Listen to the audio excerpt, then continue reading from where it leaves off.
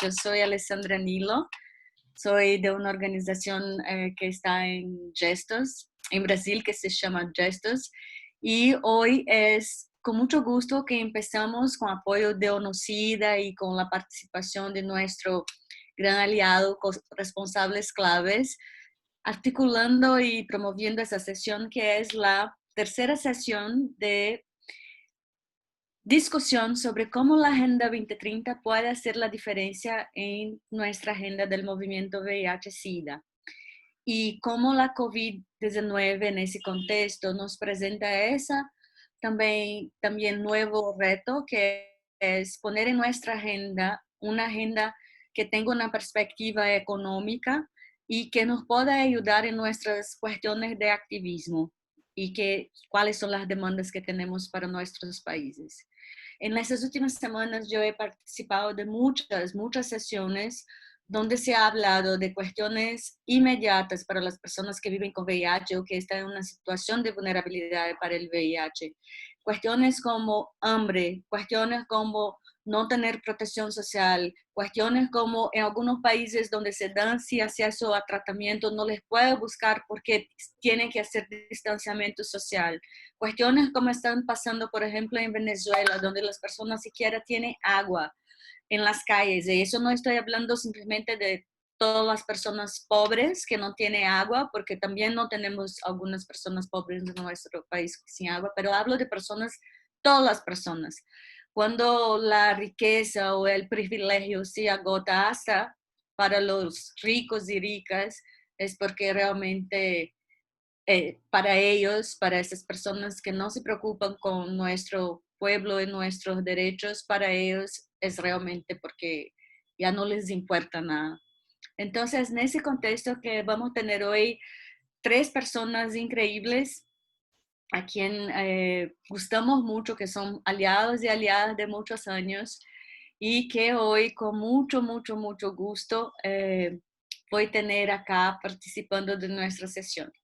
Entonces, tenemos tres mujeres espectaculares que están haciendo un trabajo de liderazgo en las agendas que vamos a discutir y voy a presentar una a una para cuando empiecen a hablar. Y vamos a tener después de eso los comentarios también de Javier Urcay que nos acompaña y espero también tener tiempo para empezarnos las preguntas y respuestas para que podamos realmente aprovechar ese momento el máximo posible. Entonces lo que pensamos, Amira Erdoiza, Marita González, Emilia Reis, que aún voy a presentar a ustedes, quién son con más detalles, lo que yo estaba pensando y que hablamos fue de que Amira va a traer a nosotros resultados de sus trabajos que han hecho de investigación y de promoción de conversación con organizaciones y con la sociedad civil que tiene foco en la cuestión de protección social y a mirar cómo está la respuesta en los países. Y han hecho un trabajo de invitar a muchos y muchas activistas de la región a hacer reflexiones junto con OCIDA, OPS y otras agencias muchas, a hacer reflexiones sobre esa situación. Entonces, Amira nos va a dar esa visión general de cómo está la situación para nuestra comunidad y nuestras muchas y diversas comunidades. Después esperamos tener Marita, que también les voy a presentar quién es. Marita va a hablar sobre los retos que tenemos desde el punto de vista regional, de nuestra desafío económico después de la COVID, pero también antes de la COVID y cómo esos derechos económicos están siendo violados y al mismo tiempo como la Agenda 2030 de Desarrollo Sostenible es un camino y es el camino que podemos aún nos ayudar y nos apoyar para traer cuestiones que son súper importantes y estratégicas desde el punto de vista de educación, seguridad social, la cuestión de hambre, de pobreza, de desigualdades como un todo, que son fundamentales y siguen siendo fundamentales en ese momento de pandemia. Porque si hay una cosa que hemos siempre dicho es que nuestros derechos no pueden estar en cuarentena social. Nuestros derechos están con nosotros y nosotras y ese momento es un momento que no podemos disculpa, estoy ya confundida con mi portuñol, que no podemos dejar nadie para atrás. Y nadie para atrás tampoco puede ser solamente más un eslogan que se invita a todos a adoptar y seguir hablando como si fuéramos robots. No, no somos así. Lo que queremos es dar sentido a los compromisos que son hechos por nuestros gobernantes y que ellos tienen que tener la responsabilidad de cumplirlos. Entonces, un poco en esa perspectiva que pienso la Agenda 2030 hace sentido y todos estamos un poco involucrados. Y por fin, después de estas conversaciones, vamos a tener también a Emilia, que también les voy a presentar en un momento específico. Y Emilia nos va a hablar de procesos muy importantes que están justo ahora para empezar, ya están en camino, que es el Foro Político de Alto Nivel, y un poco la importancia que es de nuestras sociedades y nuestras organizaciones de la sociedad estarem involucradas en esos espacios.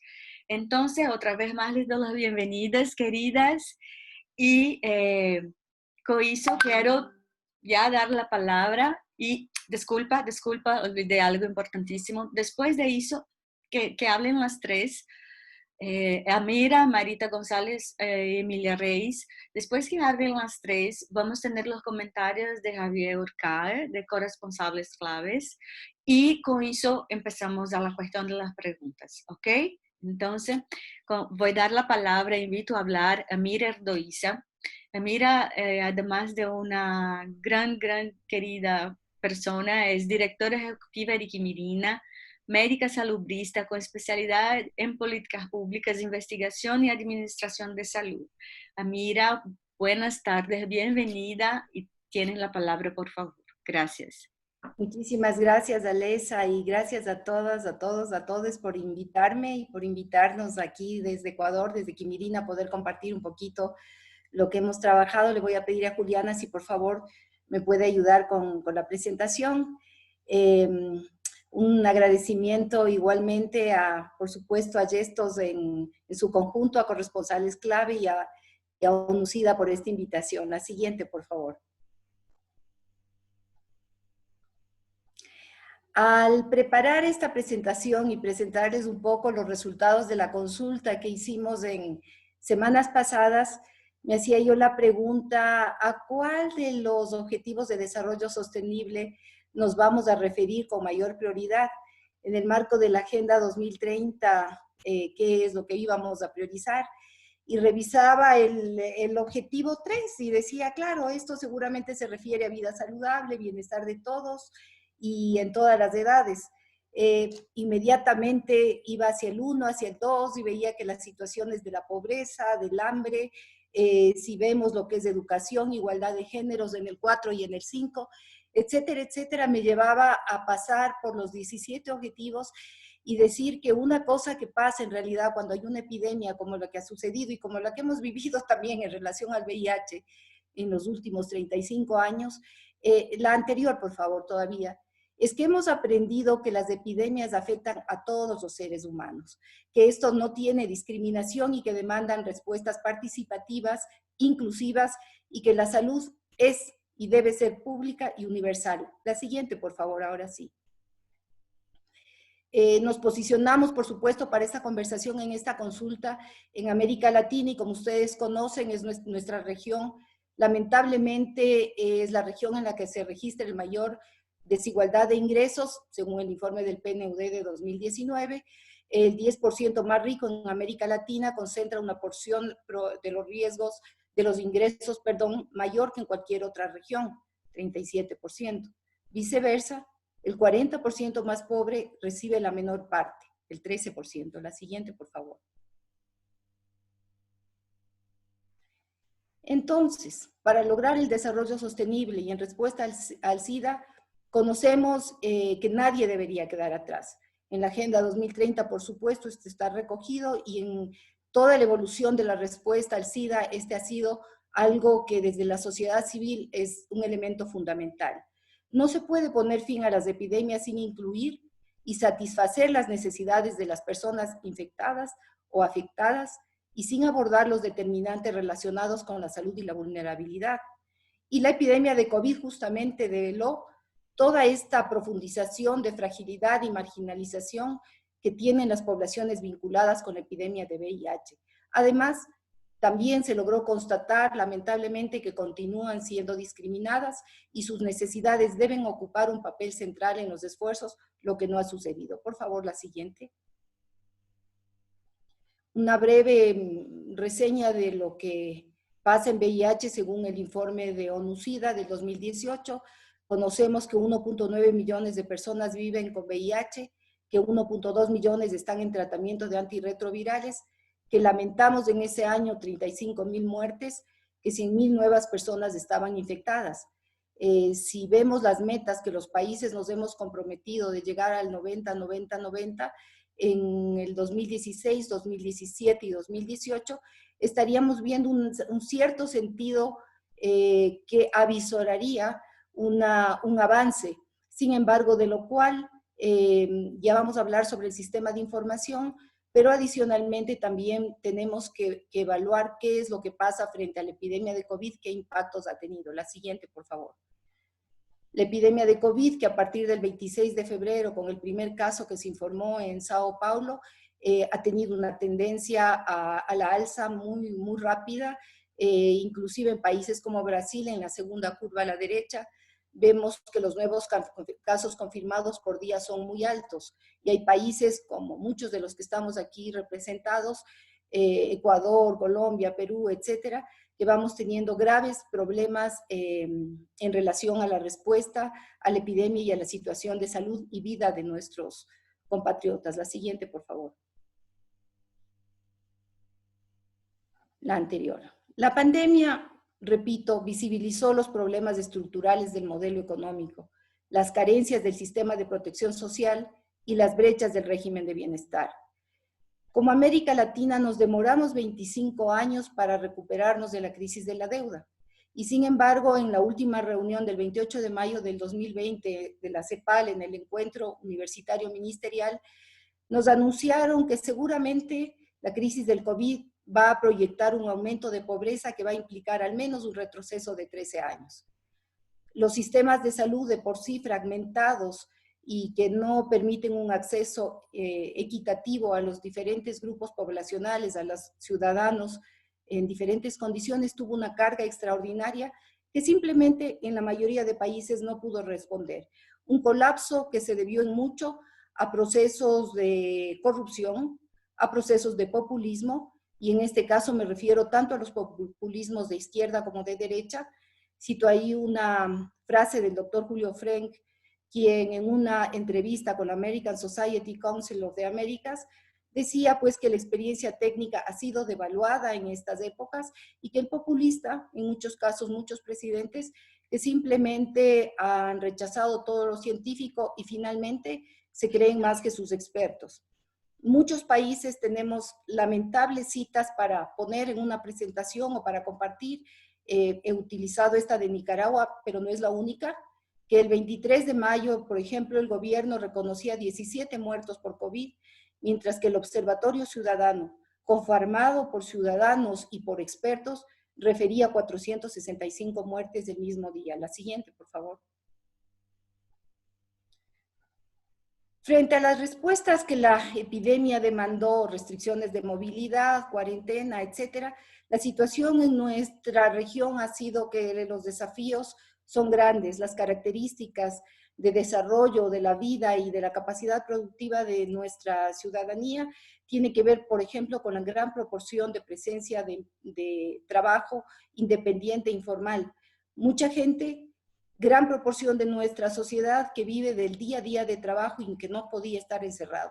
Por ejemplo, y particularmente crítico, la situación del trabajo sexual y de otras actividades de poblaciones clave en la respuesta al VIH, por ejemplo, personas transgénero femeninas, que vieron limitada su producción de medios de vida a cero, inmediatamente que se produjeron las cuarentenas, o inclusive cuando estaban obligadas por la necesidad, lo que ha sido muy frecuente, hacerlo con gran riesgo, de todo tipo, en una mirada de salud, no solamente frente a la infección de COVID, sino a situaciones de salud mental, de seguridad, etc.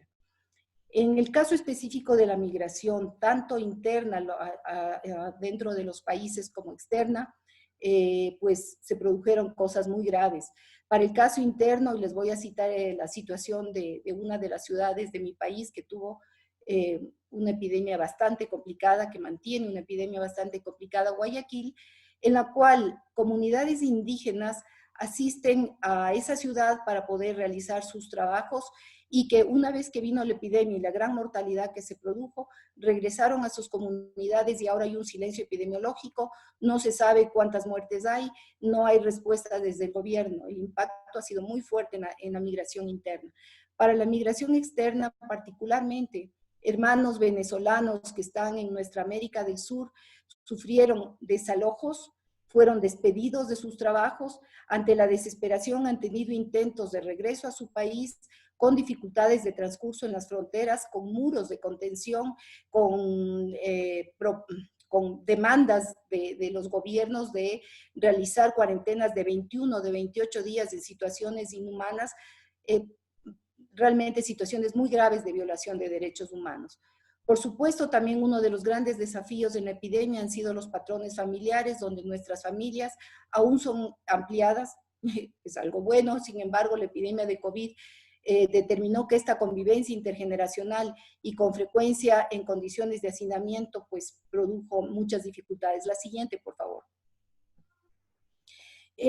Bajo estas perspectivas y conociendo algunas denuncias que sucedían en varios países sobre desaprovisionamiento de antirretrovirales, principalmente en el marco de la seguridad social, la plataforma de Latinoamérica de la Coalición Plus y ITPC LACTA realizamos el 27 y 29 de mayo del 2020 una consulta regional, que les voy a hacer someramente una presentación muy corta sobre sus resultados.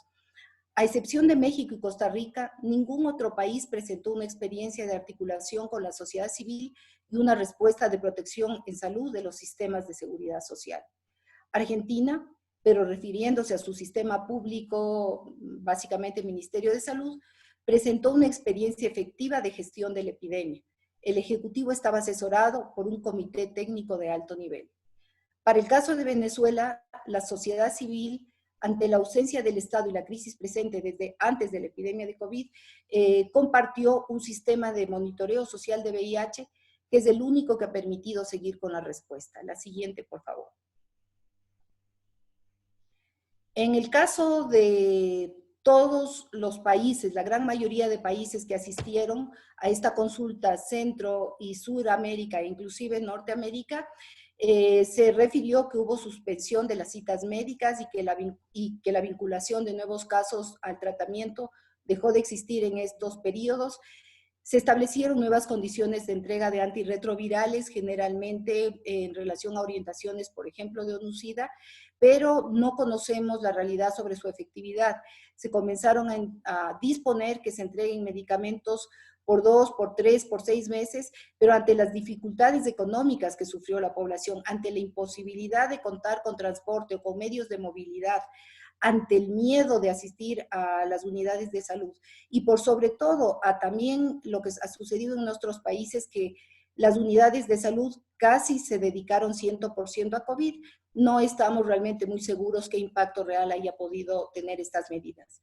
Se suspendieron programas preventivos, dejaron de existir, de haber acceso a pruebas de VIH, y los sistemas de seguridad social en la mayoría de los países se constató también que no están alineados con las políticas públicas, con las políticas, por ejemplo, relacionadas con los ministerios de salud, y esto produce sistemáticas rupturas de stock y la búsqueda de proveedores alternativos con el consecuente riesgo de creación de resistencias o de que se produzcan redes de tráfico de antirretrovirales. La siguiente, por favor.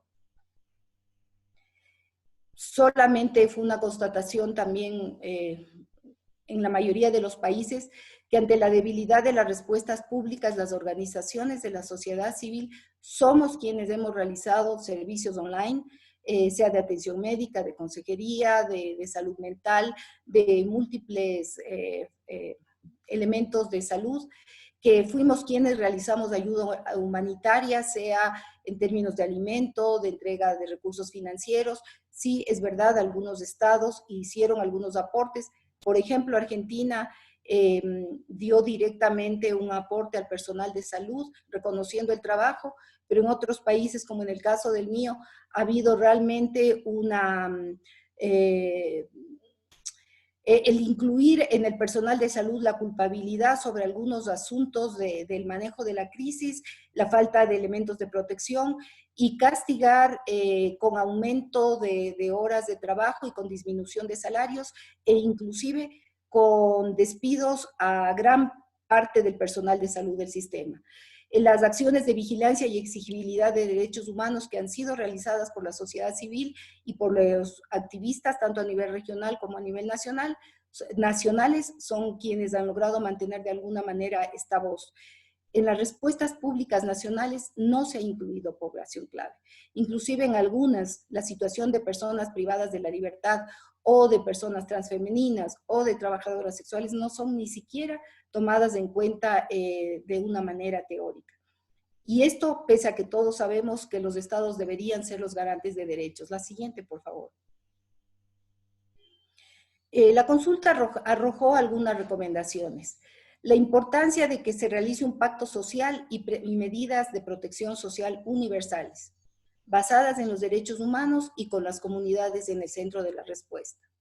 En la parte puntual, específicamente, por ejemplo, se hizo alusión a la necesidad de que se tengan en cuenta los desafíos en la adquisición de medicamentos, tanto en lo que tiene que ver con la financiación como en procesos de importación. Para la financiación sabemos que muchos de los recursos han sido derivados a la respuesta de COVID, tanto recursos financieros cuanto medicamentos en sí mismos, y que eso va a tener un impacto en la población y tenemos que estar vigilantes. Por otro lado, los temas de importación, los cierres de fronteras, las dificultades de acceso a los medicamentos ameritan que los países y también mecanismos como por ejemplo el Fondo Estratégico de OPS, que es utilizado por muchos de nuestros países, se actualicen, se flexibilicen y permitan que no vaya a haber desabastecimientos en los países. La necesidad de fortalecer la interconectividad. Todo este proceso ha determinado una constatación de que a través de medios virtuales podemos trabajar de manera conjunta, poder dar respuestas adecuadas, pero el acceso a la conectividad no es tan sencillo, no es necesariamente universal, ni es principalmente asequible a muchos de la población clave. La necesidad de protección de trabajo en general, el trabajo sexual en particular, por las situaciones que ya he comentado antes. El mantener ayuda humanitaria. Aquí, para citar un ejemplo de una situación que ha pasado en algunos de los países, no se realizan suficientes pruebas, suficientes diagnósticos de COVID. Cuando se realizan, sea cercos epidemiológicos o se busca aislar a las personas, es necesario que se mantenga ayuda financiera directa para que las personas puedan mantenerse aisladas y que puedan sobrevivir y lograr la respuesta a la epidemia. La pandemia de COVID se ha constituido en un despertar en la voz de las comunidades. Nuestra ira, decía uno de los participantes de la consulta, debe exigir respuesta para que nadie muera por SIDA. Esto significa que los avances que se ha tenido no deben retroceder, por el contrario, deben fortalecerse, profundizar y debemos mantener la perspectiva de que las personas tengan acceso al tratamiento de la mejor calidad, oportunos y pues que su sistema inmunológico esté absolutamente saludable. Vigilar, por supuesto, que no se produzcan violaciones de derechos humanos, desmercantilizar la salud y la educación a lo largo del ciclo de vida y tener una integración regional. Desde la perspectiva comercial, seguramente se está desarrollando una perspectiva frente a esto, pero también desde el ámbito de lo que es la participación de la sociedad civil, la respuesta, la vigilancia y la exigibilidad de los derechos. La siguiente, por favor. Voy a terminar con esta lámina presentándoles a este personaje. Es un personaje ecuatoriano, prócer de nuestra independencia, que además era un médico que escribió sobre un tratado de la viruela, y él decía que la ignorancia es la mayor causa del crecimiento de las epidemias. Todos conocemos que la información es poder. Entonces, si en nuestra región, en nuestros países, no revisamos críticamente los sistemas de información, los sistemas de estadísticas, la producción de la evidencia sobre salud, VIH, las situaciones económicas, si no transparentamos la realidad y no tenemos en cuenta que esto es una tarea de los países y también de los organismos multilaterales que a través de la asistencia técnica con estimaciones que muchas veces Mira, son optimistas, termino este momento, para poder tener una perspectiva real sobre la generación de nuevas políticas de bienestar. Muchísimas gracias, Alessa, y a todos. Amira, gracias, muchas gracias, Amira. Una presentación riquísima que no voy a comentar ahora exactamente para que podamos introducir a nuestra segunda invitada de la tarde de hoy, también una mujer muy activa en nuestra región y principalmente en Argentina. Entonces les invito a hablar Marita González, que es doctora en Sociología y politicóloga, docente e investigadora de la Universidad de Buenos Aires.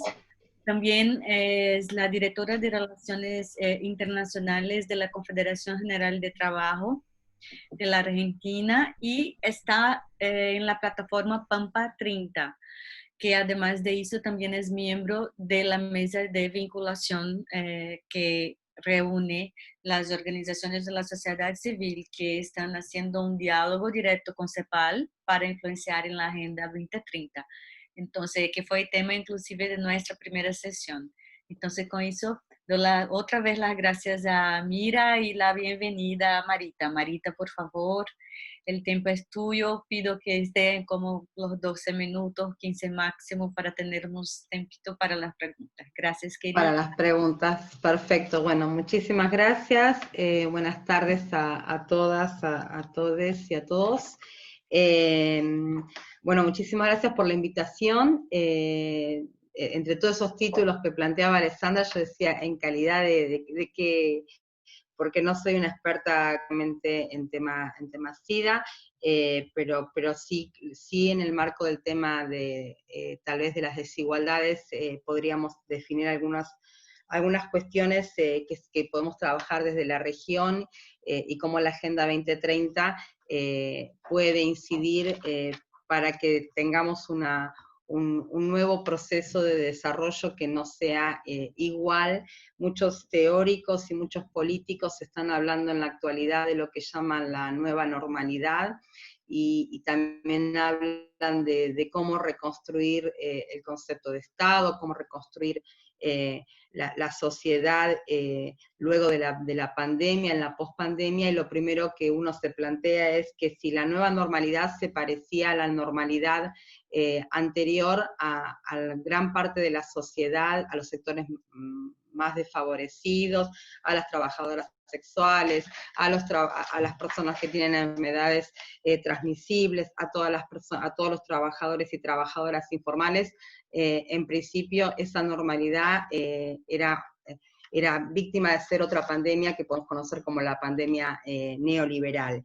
Y ahí, escuchando un poco a Mira, me planteaba pandemias que hemos pasado, planteaba que en la región de América Latina tuvimos que, para poder remontar lo que fue la crisis de la deuda externa, que es en la década del 80 y que además coincide con la emergencia de una de las enfermedades de contemporáneas más importantes como es el SIDA, y y convivir desde el momento, desde su inicio hasta la actualidad con sus tratamientos y poder plantear un mejor desarrollo de vida para las personas, mujeres y hombres, y de todas las diversidades que conviven con el SIDA.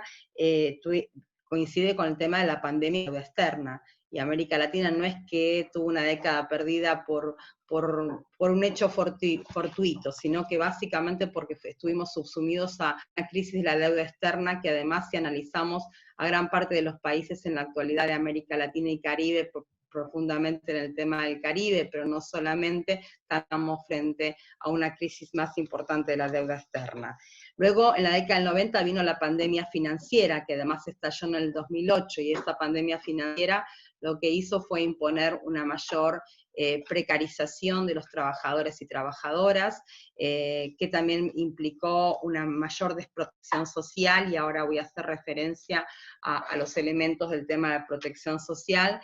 Y ahora sí, en el 2000, digamos, a principios del 2020, lo que encontramos es una pandemia sanitaria, una pandemia básicamente por el COVID-19. Pero quiero decir, América Latina y el mundo nos enfrentan a un mundo donde la normalidad era un objetivo, un horizonte de desarrollo sostenible, y de repente COVID, sino que venimos de una sucesión de pandemias vinculadas, como dijimos, sobre todo al modelo neoliberal y la globalización neoliberal que también se nos ha impuesto. Y hago énfasis en eso porque cuando hablamos de la Agenda 2030 y queremos plantear el tema de las desigualdades, lo primero que ocurre, y vinculado básicamente al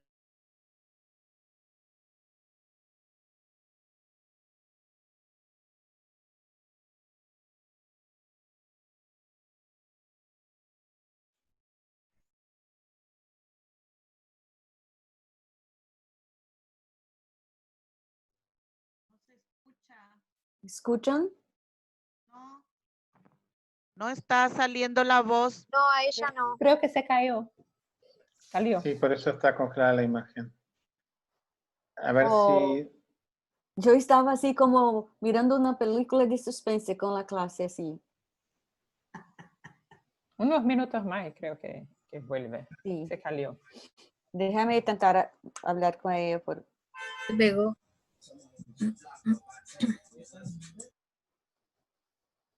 Pero entonces, mientras Marita... Cosas de internet, Alessandra. Sí, estoy pidiendo a Juliana César, que está acá, que conecte con Marita otra vez. Mientras eso, quería solamente para los que llegaron después, tal vez recordar los puntos de Amira, que me parece que son muy interesantes. Que empieza trazando cuáles las lecciones aprendidas con COVID, que la cuestión de traer el momento de la salud pública y discusión de cómo esa universalidad es fundamental, pero que no es accidente que estamos en ese pico de COVID-19, porque justamente estamos en la región que es la más desigual del mundo, que los compromisos no se han cumplido, que no se cumplieron los compromisos, y que ese también tiene que ver la situación de COVID-19 no tener una respuesta tan mejor. Y esa respuesta fue muy, muy, muy diferente en todos los países. Entonces, que la tendencia ahora de regreso de la pandemia y de expansión de los retos es una tendencia muy alta, y que esa situación que vivimos no va a pasar tan rápidamente. Es una situación bastante diferente de toda la situación que hemos vivido en nuestra región. Tenemos noticias de Marita diciendo que... Acá estoy. Yo no sé si se me cortó a mí. Yo no sé si se me cortó a mí justo o se cortó a todos. Eso no, a ti, mí. querida. Pero yo dije, a lo mejor no era tan importante lo que estaba diciendo. De manera alguna. Entonces, ya Ahí que está, empezaste perdón. Sí, por favor, Sí. Javier. Tienes una Javier. baja señal. Hola, Marita. Sí, por ahí si Sí. sacas el video, es más probable que no se corte. Te vamos a extrañar, perfecto. pero... Vale, No, gracias. no, está bien, no hay problema. Mejor. Perdón, digo, no sé si también a lo mejor avanzaste con algo que estabas diciendo, Alessandra, y no te quería interrumpir. No, Marita, se estaba simplemente haciendo una recapitulación un poco de unos puntos de Marita, justo de Amira, justo para hacer vínculo con el tuyo, pero pienso que tenemos mucho más provecho si tú continúas. Por favor. Ok. No, estaba justamente, bueno, no sé si fue justo el momento que se perdió, pero bueno, se estaba planteando, un poco retomando lo que decía Mira respecto a los países que habían hecho la inclusión de la sociedad civil, particularmente el caso de Costa Rica y de México, y yo quería decir algunas cuestiones que están vinculadas al tema de cómo se le da un tratamiento de salud de acuerdo a los objetivos, a las metas del ODS 3, el ODS vinculado al tema de salud. La primera cuestión, y que está relacionado con lo que planteaba Mira en la misma dirección, es la importancia del tema de la integración regional. Una de las características y que definen la desigualdad social en América Latina está claramente por la distribución desigual de los ingresos, claramente por la alta informalidad laboral que tenemos, claramente por no haber sido estados que potenciaron los derechos humanos y los derechos sociales. Pero la otra de las cuestiones es porque hubo siempre un proyecto de desintegración y de atomización de los países de América Latina. Voy a dar solamente un ejemplo. Nosotros teníamos un banco de salud en el UNASUR para poder atender este tipo de pandemias, que había logrado establecer, por ejemplo, que los genéricos en materias de enfermedades transmisibles y enfermedades, enfermedades de largo plazo, pudieran ser abastecidas por todo el UNASUR. Destruido el UNASUR, todo ese banco vinculado a la salud claramente quedó deshecho.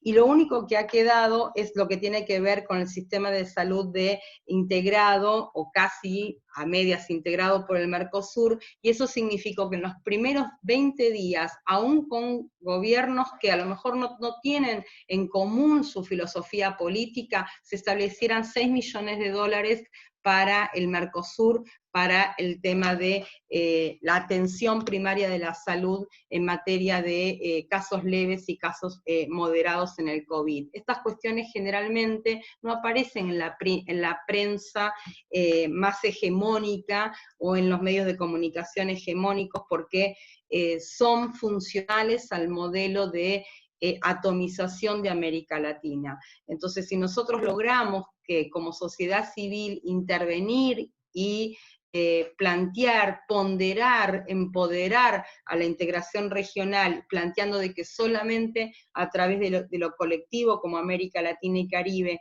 podemos tener mejores resultados, creo que es una de las primeras señales que podemos plantear. La segunda cuestión está vinculada al tema de apoyar la investigación, que lo decía claramente Amira también. Para apoyar la investigación significa también la reducción de las desigualdades, no solamente a nivel nacional, sino que los estados, a través de la meta 10.9, plantearon que la asistencia oficial al desarrollo a los países emergentes y a los países menos favorecidos estuviera vinculado a la investigación y desarrollo en materia de salud y también de enfermedades transmisibles y de enfermedades que eran necesarias desarrollar sistemas de vacunas, y yo no diría vacunas asequibles, sino de vacunas de acceso universal, que esa es otra de las aspiraciones que nosotros deberíamos tomar.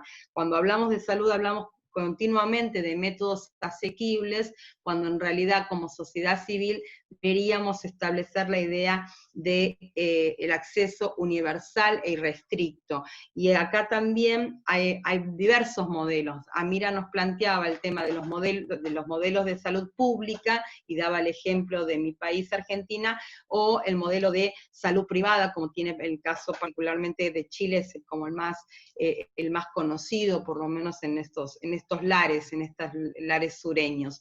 Y también existe lo que son las modalidades mixtas, entonces a lo mejor uno tendría que corregir esta situación, porque por ejemplo en mi país el 50% de la población no se atiende ni en el sistema público ni en el sistema de privado, se asiste en el sistema de las obras sociales, que son de carácter sindical.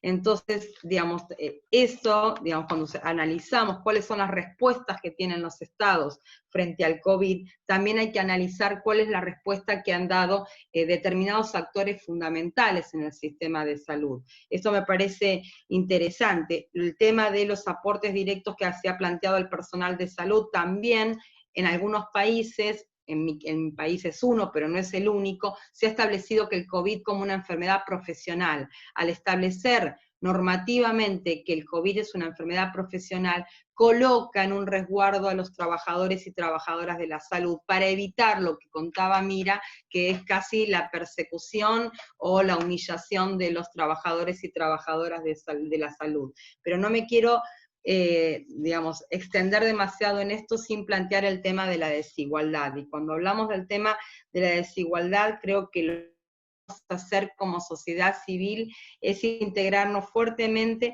en cuáles son los reclamos que hacemos, tanto en la órbita internacional, en las instancias internacionales, como en las instancias nacionales, que la desigualdad no es exclusivamente de ingresos, sino que la desigualdad, lo decía Mira, es en materia educativa, es en materia de salud, es en materia también de la protección social. Y este es el debate que se tiene que dar en la pospandemia.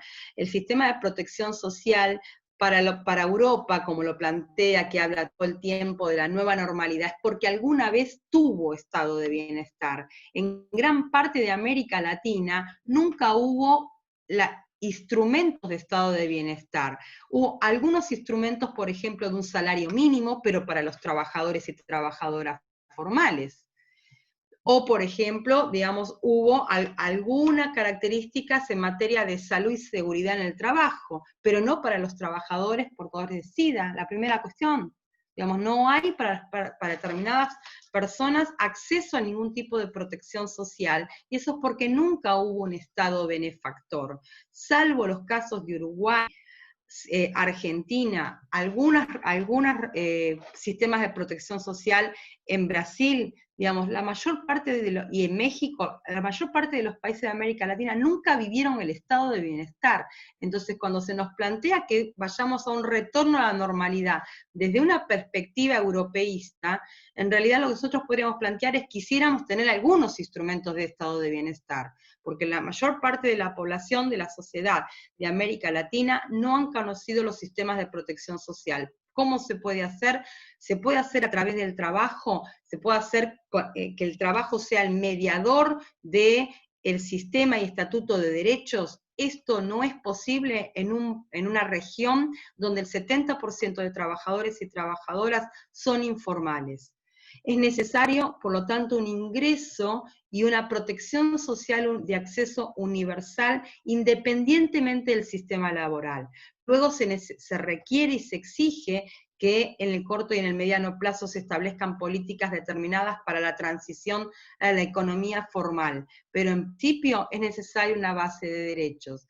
Quería dejarme aquí para ver si puede haber seguramente preguntas más interesantes y más profundas por parte de los participantes. Muchas gracias.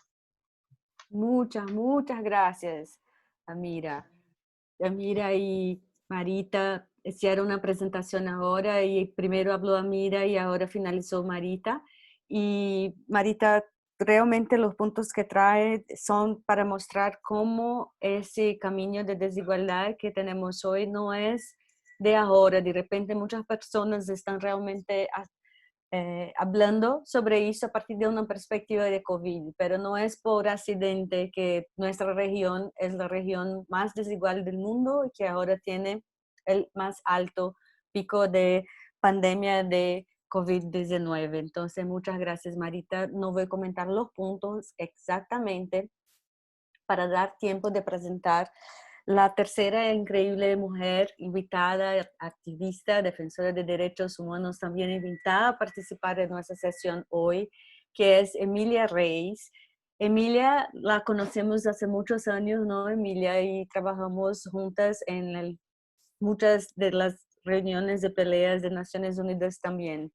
Emilia es directora de programa de políticas y presupuestos para la igualdad y el desarrollo sostenible de una organización basada en México que se llama Equidad de Género. Entonces, doy las bienvenidas a Emilia, y Emilia, tienes 12, 15 minutos para hablar antes que empecemos para Lidsey López, que va a estar con nosotras después haciendo comentarios. Emilia. Gracias, Marita. Gracias, Amira.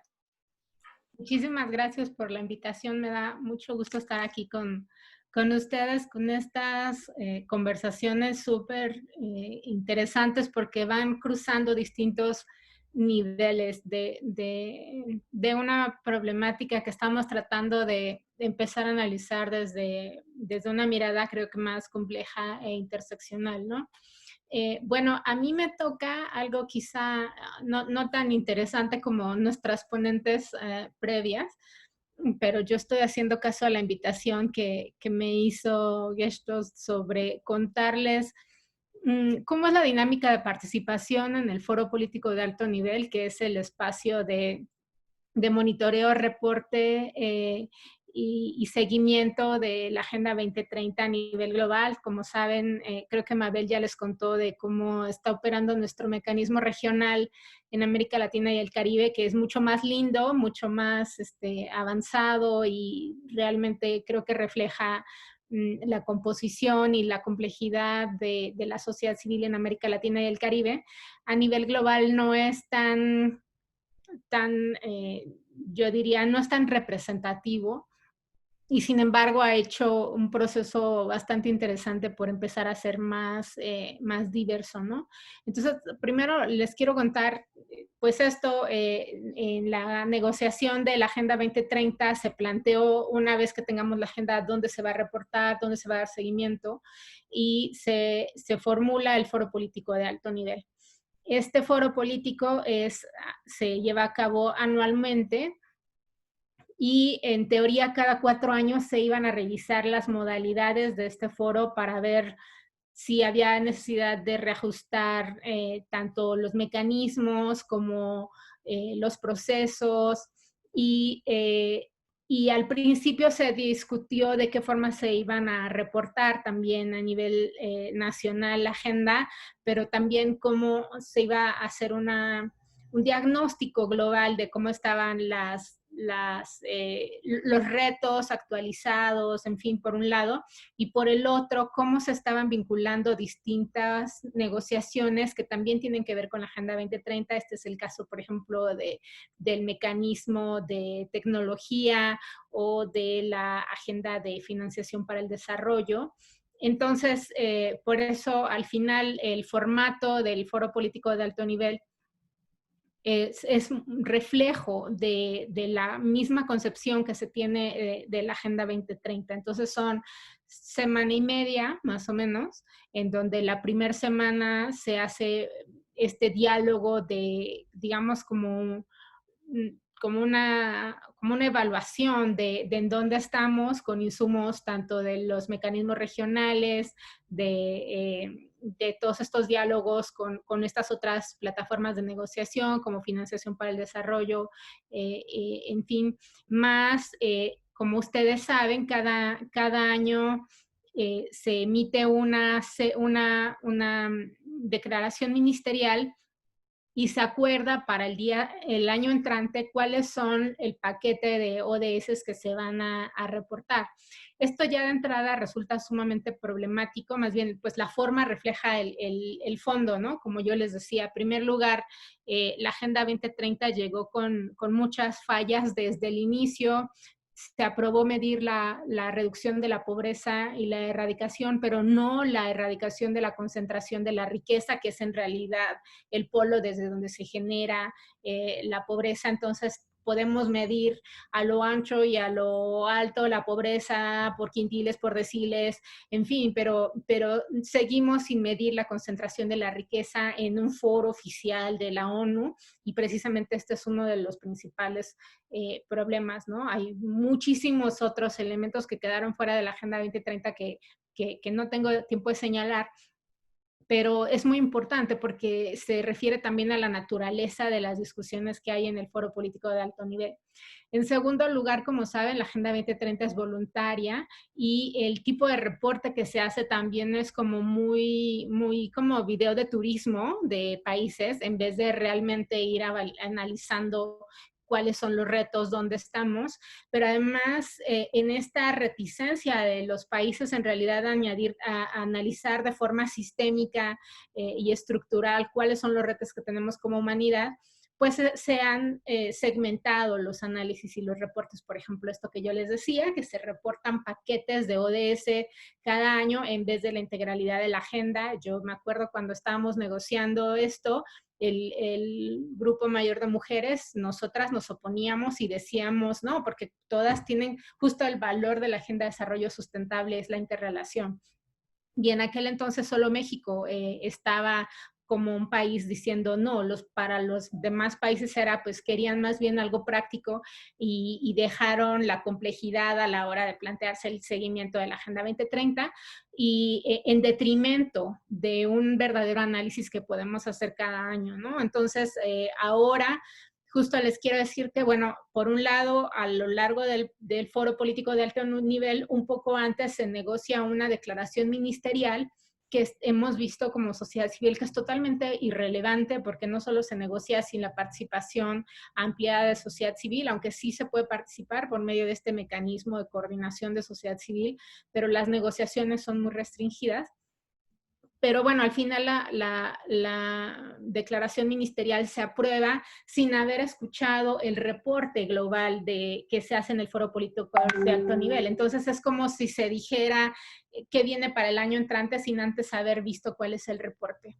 Pero por el otro lado, en la segunda semana que se dan los países se nominan para hacer un reporte anual, como ustedes saben, y esto hace que se agrupen en bloque los reportes de los reportes nacionales voluntarios, y esto hace que tengan entre 8 minutos, de los cuales 5 minutos son de presentación, usualmente hacen un video, más tenemos 3 preguntas de sociedad civil que son curadas o editadas previamente.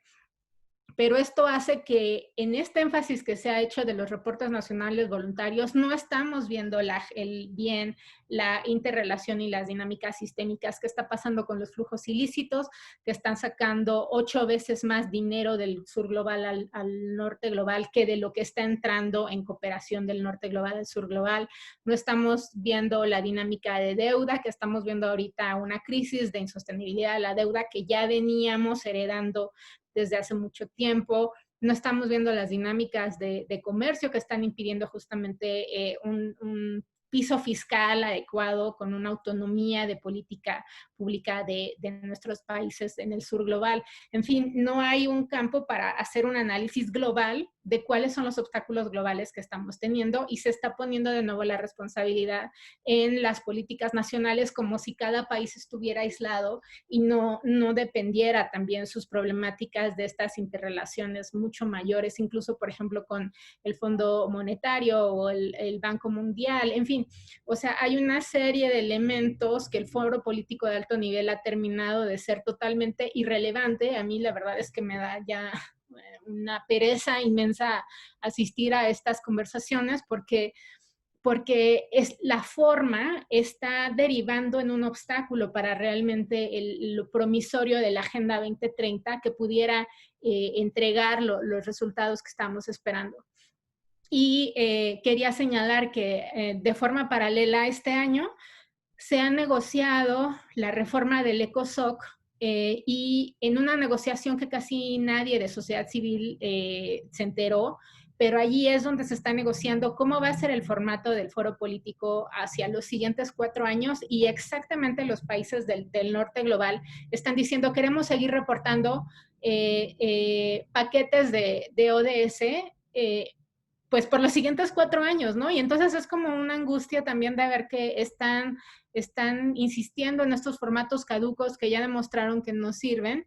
En este año, por primera vez, el G77 está diciendo no queremos reportar así, incluso el año entrante, que también es el tema de la recuperación frente a la crisis.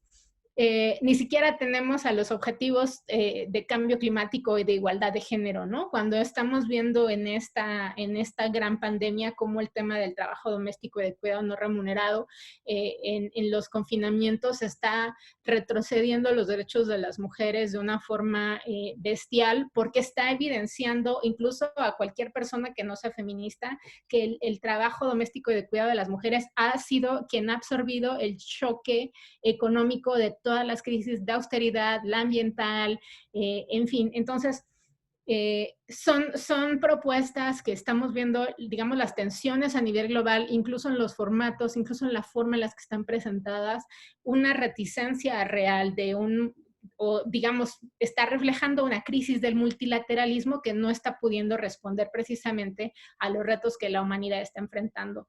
Yo solo diría que en este momento, en verdad, es una tiempo de emergencia donde tenemos que decir no más, no podemos seguir como sociedad civil participando de la misma forma. Este es un momento de diálogo entre todos los movimientos para verdaderamente decir, estas son las 10 temas de agenda estructural que todo mundo vamos a apoyar porque nos impacta de forma igual a las personas con VIH, SIDA, a las personas enfermas crónicas, a las personas adultas mayores, a las personas de los pueblos indígenas, a los movimientos de sindicatos y personas trabajadoras, incluyendo a nuestras trabajadoras sexuales. En fin, es un momento de ver cuáles son los 10 temas estructurales y llevarlos en todas nuestras plataformas a nivel global, a nivel regional, y precisamente hacer un movimiento de incidencia muy fuerte con aquellos países que puedan tener un espacio.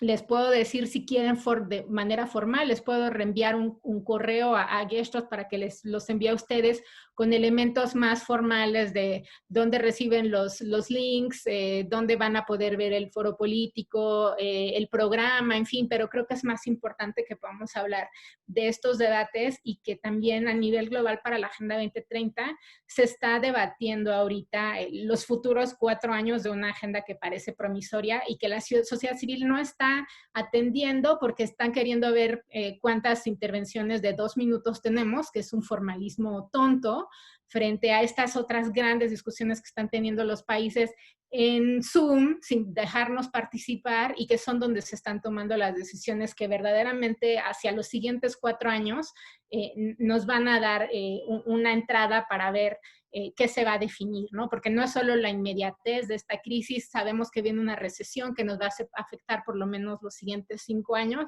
y quienes tenemos una esperanza en esta agenda, tenemos que tener también una mirada más integral y discutir más bien qué está pasando con esta crisis multilateral y cómo vamos a ir jalando otros espacios. Por ejemplo, el Grupo de Financiación para el Desarrollo está pidiendo una cumbre de reestructuración económica y financiera donde podamos discutir todos los elementos de esta crisis que ya no solo es sanitaria, sino que se han extendido a muchos otros elementos, y cómo vamos a discutir eso y regresar una gobernanza democrática a la ONU.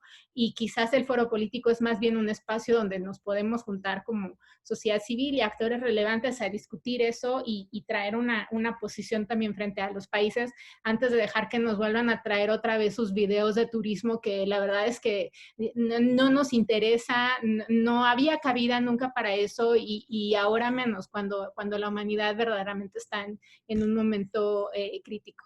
Aquí lo dejo. Gracias, muchas gracias, Emilia.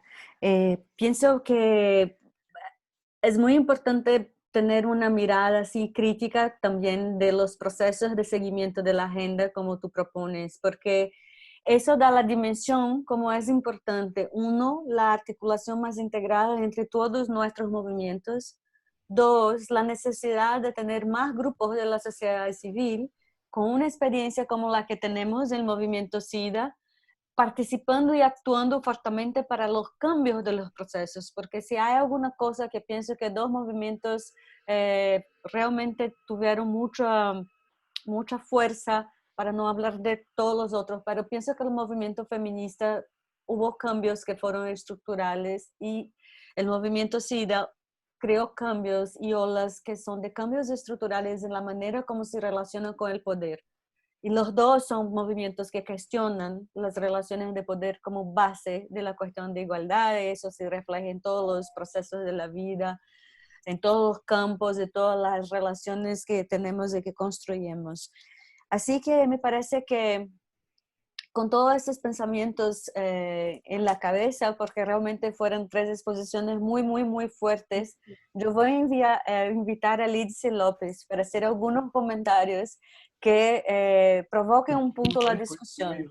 Entonces, como son 4:15, disculpa, como son 5 horas y la idea es terminar a la 1 tener 1:30 de conversación, voy a pedir a Lidice que después de Lidice las preguntas y comentarios sean muy breves para que aún puedan volver a las presentadoras hoy para hacer los comentarios finales. Y quien también quisiera hablar, por favor, levantar la mano en el chat, porque ahí mientras Lidice habla ya empezamos con el proceso de inscripción. ¿Ok? Muchas gracias, Emilia. Lidice, querida, por favor. Muchísimas gracias, Alesa. Un gusto participar de esta sesión. Soy la coordinadora de corresponsales clave y les hablo desde Lima, Perú. Las tres presentaciones que me han antecedido han sido realmente muy enriquecedoras. Nos han mostrado qué es lo que está pasando y afectando a nuestra región. Al inicio de la pandemia de COVID se escucharon algunas voces que decían que el COVID era el igualador, ¿no? Que nos tocaba a todos por igual, y nada más falso que ello, ¿no?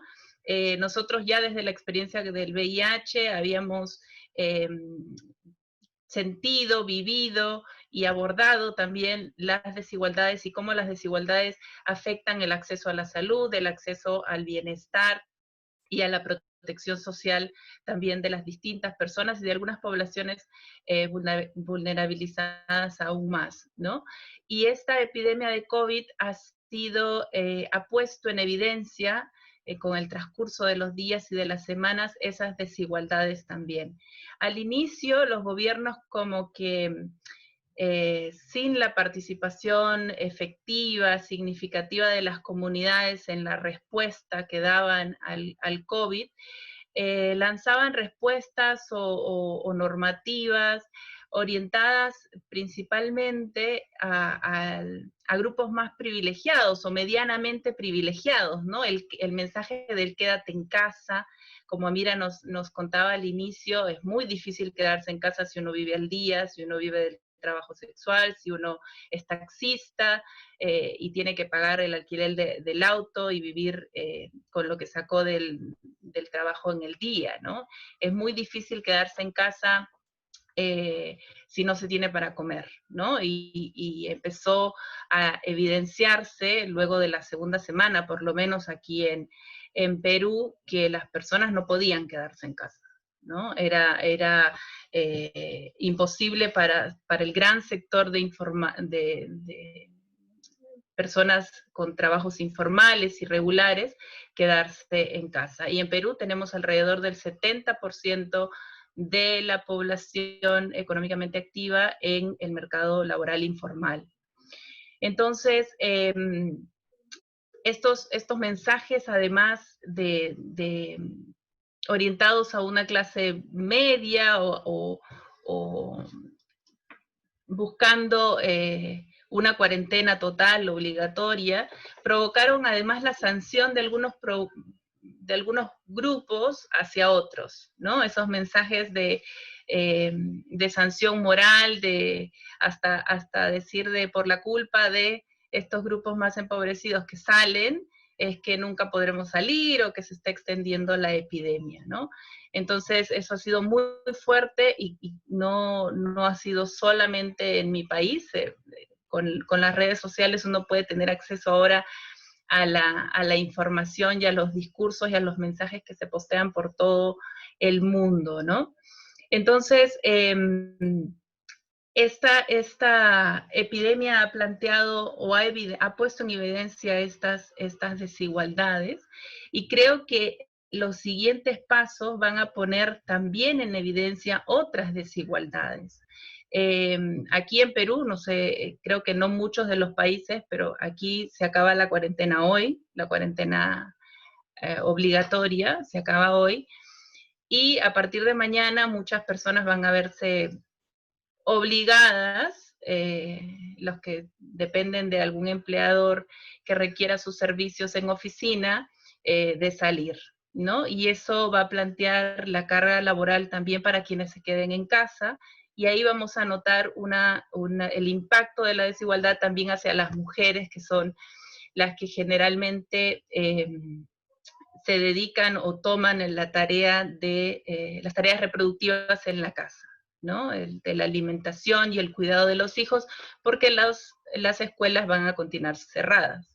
Entonces, esta apertura próxima también plantea ciertas desigualdades o pone en evidencia otras desigualdades que vivimos, ¿no? Y también ahora con el avance de las tecnologías médicas y los estudios que se están lanzando, no quería dejar de mencionar la desigualdad en el acceso a medicamentos también, que ya ayer Gilead lanzó diciendo que con el precio de casi $2.400 para Remdesivir, que aún no está probada su eficacia completamente contra el COVID, garantizaría un acceso a todo el mundo a este medicamento. Yo no sé cómo hacen para buscarse las mentiras esta gente, pero ¿qué país va a poder garantizar el tratamiento para toda su población con estos precios de este medicamento? Entonces, ahí entra a tallar también las posibilidades, la necesidad de esta articulación multipaís de las que nos hablaba Marita, ¿no? Estos mecanismos de negociación y articulación para compras conjuntas, para el acceso a estas tecnologías, y vinculadas también con la investigación, con las licencias obligatorias, la erradicación de las patentes para medicamentos, y aprender de experiencias que han tenido lugar en la región, que puedan contribuir a mejorar o a garantizar el acceso a medicamentos y a tecnologías, vacunas, insumos que se requieran para combatir, en este caso, el COVID. Y de esta manera buscar la forma de continuar respondiendo sin dejar de lado la participación de las comunidades, ¿no? Eso quería también resaltarlo.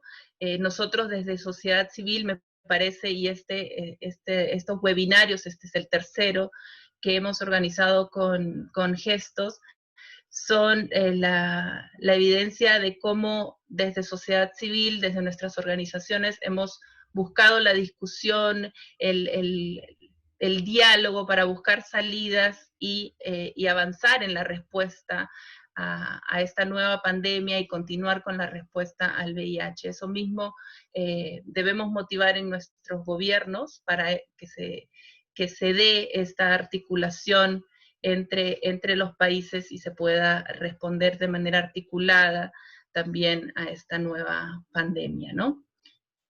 Eso sería conmigo, Ale. Muchas gracias, Lidicy querida. Pienso que el punto final de un poco traer, después de toda esa riqueza de conversación, la cuestión de cómo la participación de la sociedad civil sí involucra, y nuestro rol que tenemos ahora, y es una relación muy importante entre VIH-Sida y la cuestión de COVID, nuestro rol que tenemos de empujar ese tema traído por Amira y también por Marita, la cuestión del desarrollo tecnológico es fundamental, y principalmente en una región que es marcada realmente por una producción de commodities que realmente desde acá no salimos para nada, mismo cuando tuvimos oportunidades de romper con propiedad intelectual en Brasil, por ejemplo, desde ahí no se avanzó un verdadero modelo de desarrollo pujante que fuera centrado en producción de medicamentos y para garantizar un mejor acceso y más equitativo a todos y todas. La otra cuestión que también parece que sería interesante para acalentar la discusión es también la cuestión de desarrollo y desigualdad estructural, que usted también refuerza de la presentación de las participantes en ese histórico de movimiento y situación que estamos viviendo ahora, de que no es solamente para la cuestión de cuando llega la COVID y para después de COVID, todas las medidas que están siendo pensadas no son pensadas otra vez, incluyendo a las personas que hacen parte de nuestras poblaciones claves, las personas más pobres. Y la situación realmente es de mucho desafío. Entonces, hay una invitación a todos y todas acá que miren más esa agenda de desarrollo sostenible que trae un poco la junción de todas esas demandas de la sociedad civil, que son demandas estructurantes y muy básicas, porque eso también es importante. La Agenda 2030 no es el cielo, es el piso. Entonces, importante involucrar a todos y todas. Déjame mirar las manos, tenemos a Edgar Valdés, y voy a pedir que las preguntas no pasen los 2 minutos, ¿ok? Para tener más personas con posibilidad de hablar, y si va a preguntar a alguien, decir a quién va a hacer la pregunta. Muchas gracias. Edgar, con la palabra. Muy buenas tardes, gracias Alessandra. Un saludo a todas las expositoras, a Mira, Marita, en fin, a toditas. Lidice, me ha parecido muy buena la presentación y no sé si es una pregunta o una reflexión. Estoy completamente de acuerdo con todo lo expuesto, pero ¿qué vamos a hacer ahora que hay un nuevo escenario a nivel mundial? Y a veces me pregunto como sociedad civil, es que vamos a seguir haciendo lo mismo, pidiendo como lo hemos hecho para el VIH tantos años. El escenario es completamente diferente. ¿Y dónde está el lugar de la sociedad civil? ¿Dónde está la sociedad civil en estos gobiernos de izquierda o de derecha que han fracasado para mí y que han abusado durante años en nombre del pueblo, en nombre de la patria, de ese falso nacionalismo perverso? Han dominado con el poder. Y eso es lo que a mí me molesta. Es decir, cómo nuestro lugar como sociedad civil debemos cambiar esa relación. Porque sinceramente yo, acá en Bolivia, he perdido la esperanza. Cuando entró Evo Morales hace 14 años tenía esperanza, pero ¿qué pasó? ¿Ya? Ese gobierno socialista que nos ha dejado y que todavía sigue molestando. Tenemos Nicaragua, tenemos Venezuela, Colombia, Brasil, ese Bolsonaro que habla cada estupidez, y igual Trump. Entonces, ¿dónde estamos como sociedad civil? ¿Es que estamos orientando bien? ¿Es que vamos a estar siguiendo lamentándonos de esto, haciendo todo lo que hemos hecho durante estos 30 años o más? Trabajar. Y eso es lo que quisiera tal vez ver el futuro. Tenemos que innovar, tenemos que vernos como sociedad civil. Entre nosotros estamos convencidos. Ahora es cómo convencer al resto de la población. Gracias, Alessandra. Muchas gracias, Edgar. Una importante reflexión. Muchas gracias. Julio, por favor, tienen la mano levantada. 2 minutos, por favor, Julio. Buenas. Nosotros somos de una organización de pacientes con VIH de Perú. Y somos los no alineados. Somos del Foro de la Sociedad Civil en Salud, Foro Salud, que no es parte del mecanismo que trabaja VIH con las ONGs del Fondo Global. Y estamos también trabajando el grupo de la Agenda 2030, donde SIDA está en el 13, en el 5, en el 10, en el 16, en el 17, y nos llama la atención que también está pasando lo mismo que comentan, que el gobierno presenta sus informes, la sociedad civil no participa, la sociedad civil es decorativa, es como, ¿qué hace ahí? Estamos tratando de levantar un informe luz sobre lo que realmente está pasando con el SIDA en el marco del COVID, apoyando a las agencias, apoyando el tema de migración de indígenas, de mujeres, de personas en cárcel. O sea, es una agenda muy compleja, pero tan debilitada porque el Fondo Global realmente compró a los activistas, los encadenó a los metas de estos grandes proyectos, y al final, ¿en qué momento dejamos de hacer activismo? Nosotros debemos reconocer el derecho, y el derecho no se negocia. En este momento, independientemente de que el gobierno sea de izquierda o de derecha, porque en Perú el Ministerio de Salud lo tiene la izquierda de avanzada en este momento, pero es una izquierda que tiene también todo el peso de las brechas, de la corrupción en la salud, de las políticas que se miran de una manera segmentada, donde el modelo permite a la empresa privada, a las clínicas, cobrarte $500,000 por sobrevivir al COVID. O sea, una persona paga $500,000 si quiere sobrevivir al COVID, y el que es pobre tiene que estar a la intemperie con un balón de oxígeno, viendo si le dan el precio justo, y se convierte en un gran negocio. No solamente el tema de antirretrovirales, es cómo funciona un sistema perverso y cruel que genera las muertes de personas en las cárceles, porque hay gente con COVID en las cárceles, VIH y tuberculosis. Hay nativos con VIH, Aguajún aquí en Perú, y hay también migrantes con VIH que deberían recibir la protección social que Naciones Unidas recomienda, pero acá la protección social no existe en el Perú. Todas las personas con VIH no somos como los argentinos, que tenemos la protección de la discapacidad visceral y no podemos acceder a ningún programa de alimentos o de transferencia monetaria como sí lo hacen los argentinos o los brasileños. Es un país muy complejo y nuestra sociedad civil está fragmentada. Y se ha fragmentado justamente por los dólares, porque no puedes ser juez y parte, no puedes defender el derecho y al mismo tiempo trabajar para un modelo que te plantea indicadores, metas cuantitativas y no ve la calidad de la intervención, ¿no? Esa es mi gran preocupación. Nosotros somos una sociedad civil muy beligerante, muy compleja, pero existimos. Muchas gracias, Julio. Realmente es una situación muy, muy delicada en Perú y no estoy mirando a nadie más con la manita levantada.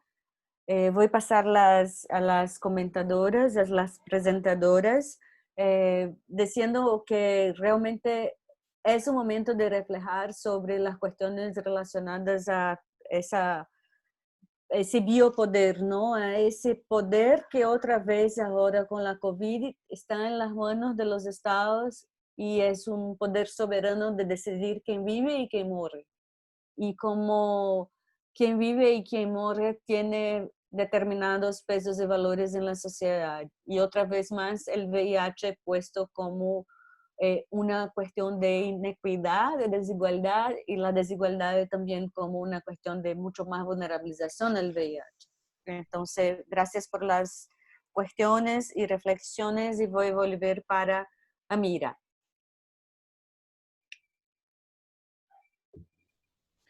Sí, gracias Alesa y a todos. Yo solamente dos pequeñas reflexiones. La primera, en relación un poco a lo que planteó Marita sobre el modelo de atomización al que estamos de alguna manera obligados o que se ha promovido en América Latina, y hacerme también eco con lo que planteaba Emilia en relación a los mecanismos que en algunas de las instancias, por ejemplo, en las instancias, mecanismos operativos de la agenda, se van haciendo mecanismos neutros, como que no tienen ningún posicionamiento.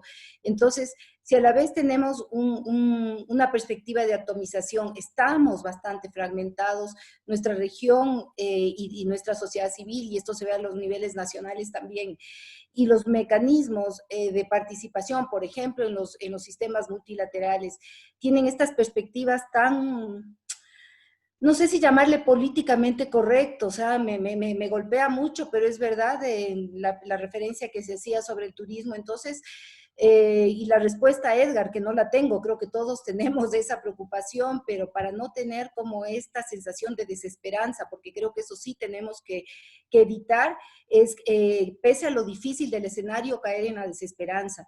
Lo importante es caer nuevamente, es entender, es reprofundizar la necesidad de que una sociedad civil militante tiene que encontrar en el medio de las diferencias cuáles son los mínimos comunes denominadores que nos unen para poder impulsar realmente cambios, no solamente en el marco de nuestros países, sino también en los organismos multilaterales. Yo hablaba de la información como un factor fundamental. Yo cada vez que reviso estadísticas y veo que las estimaciones son tan maravillosas que nuestros gobernantes las utilizan a su mejor gusto para ir a presentar en eventos internacionales y mundiales, pues entonces nosotros como sociedad civil tenemos la responsabilidad y la posibilidad de hacer lo que también en Perú nos comentaban en su momento, esa otra mirada.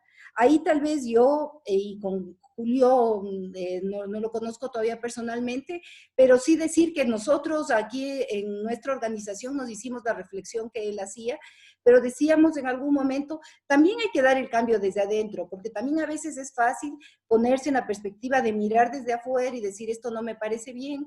Por ejemplo, cooperaciones en el sentido cuantitativo que planteabas tú, que es real, pero pues si es que nosotros con este movimiento, con esta militancia, con esta ira como nos dijeron en la consulta, esto es la respuesta comunitaria. Por ejemplo, desde la Coalición Plus tenemos esa fortaleza de trabajo.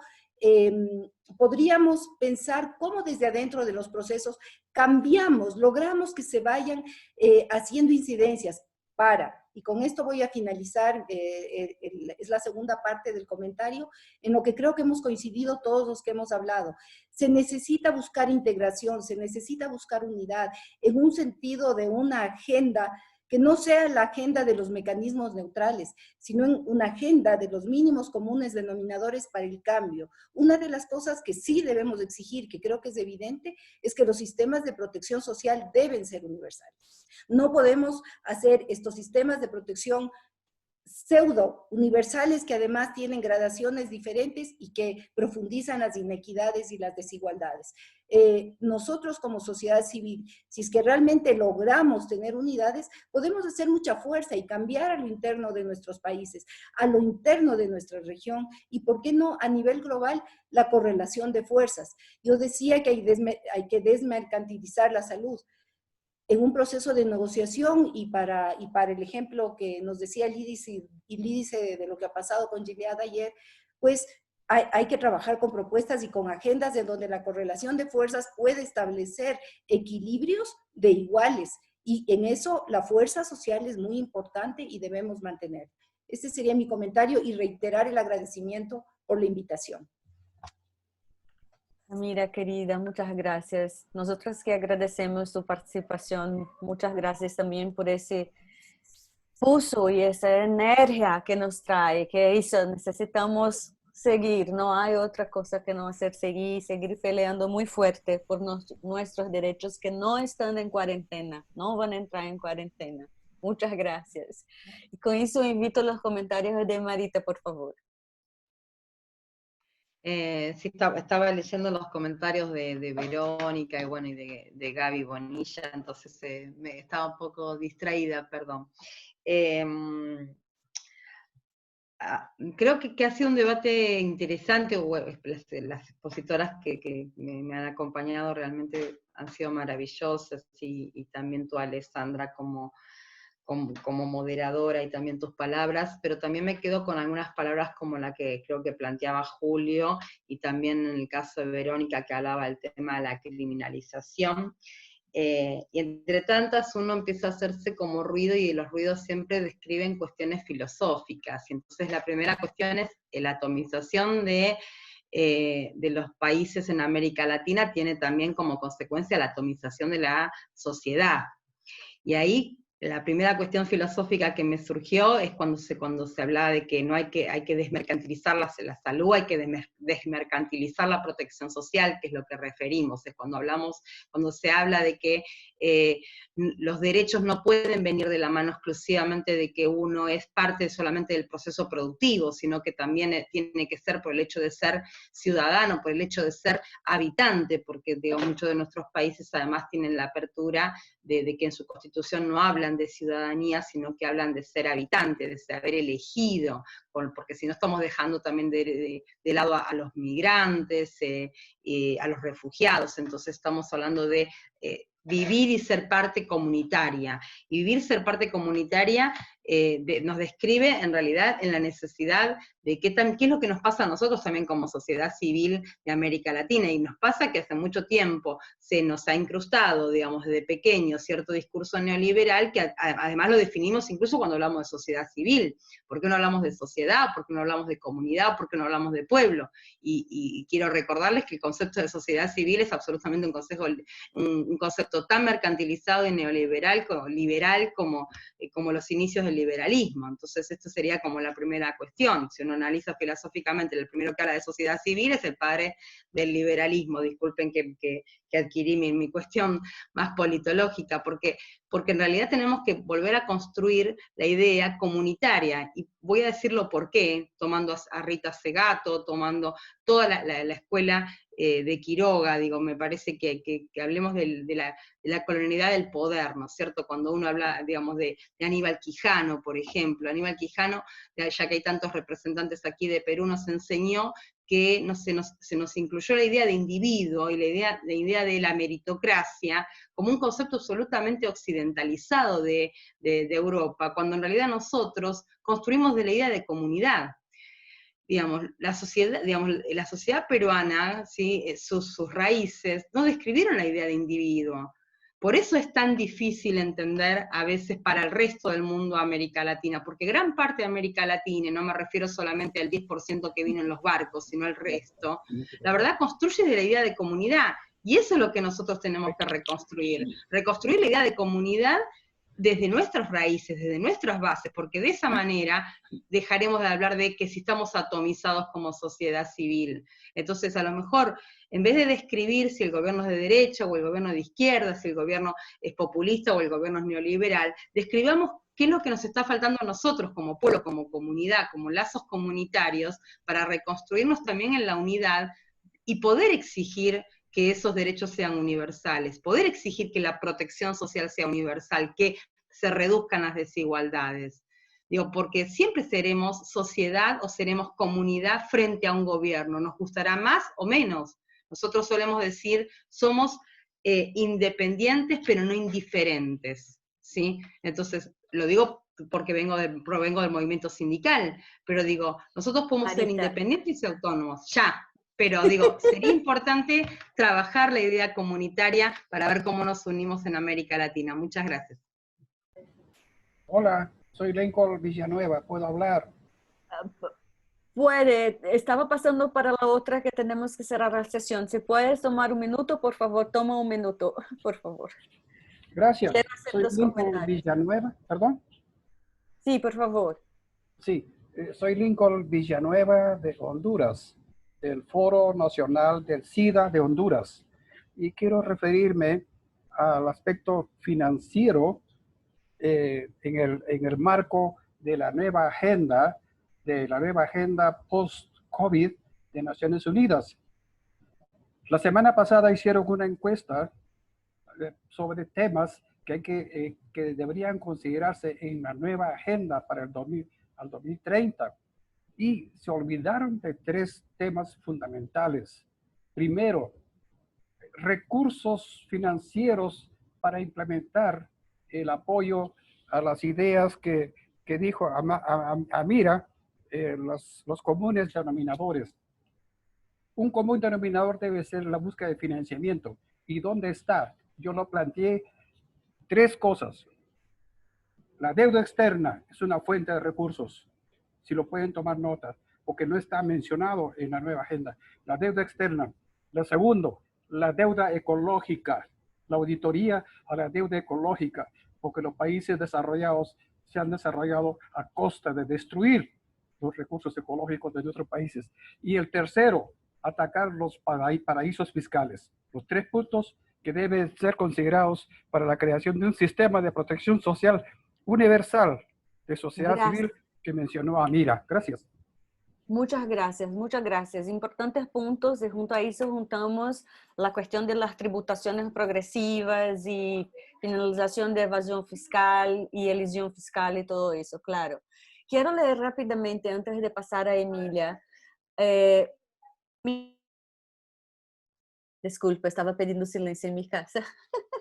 Quiero pasar, leer acá en el chat que el comentario de Verónica Russo de que una reflexión de sumar a todas las palabras claves la criminalización que padecemos las poblaciones claves, que más que es evidente es en los usuarios de sustancias psicoactivas y medicinas y que se necesita atención a esas poblaciones. El comentario también de Gaby Bonilla, que es muy interesante también, que la fuerza de las organizaciones sociales se ha visto en la respuesta en los territorios. Ha habido una respuesta de las organizaciones de base comunitaria que es clave para las adaptaciones y distribución de antirretrovirales en todas las cuestiones de cuarentena. Nos llaman la atención para tratar también con la cuestión de racismo, estigma y discriminación que son muy fuertes. Y con eso voy a pasar a Emilia la difícil tarea de concluir en tus comentarios en 2 minutos para hacernos el cierre porque estamos así ya en final. Gracias. Emilia, por favor. Gracias. Yo quería invitarles a que se involucren con la agenda global porque no hay comunidad, no hay país y no hay región que pueda enfrentar sola los retos que estamos enfrentando como humanidad. De hecho, al contrario, los obstáculos globales son de tal dimensión que van a oponerse como una tensión inminente contra cualquier esfuerzo que haga cualquier comunidad, cualquier estado-nación y cualquier región con autonomía y soberanía. Incluso la Unión Europea no puede enfrentar el cambio climático. Incluso como nivel de regiones no hemos podido enfrentar el asunto de la sostenibilidad de la deuda, que sí aparece en la Agenda 2030, que es en el objetivo 17, ni el de los flujos ilícitos, que es el objetivo 16, porque son obstáculos estructurales que tienen que ver con otros actores como las corporaciones, como los acuerdos bilaterales de comercio que se hacen en lo oscurito, como las demandas que estamos teniendo ahora de la cláusula de inversores estados que están ahorita. Perú fue el primero, pero viene una andanada de países que van a ser demandados por corporaciones precisamente por tratar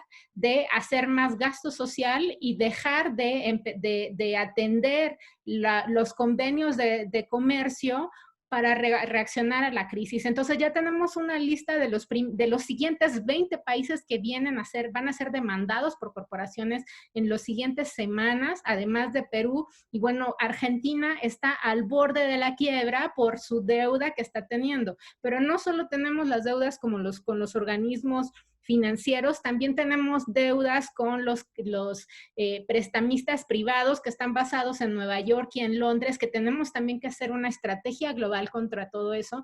Y ahorita la dinámica de la propiedad intelectual, no solo para vacunas, sino también para tratamientos y para tecnología médica.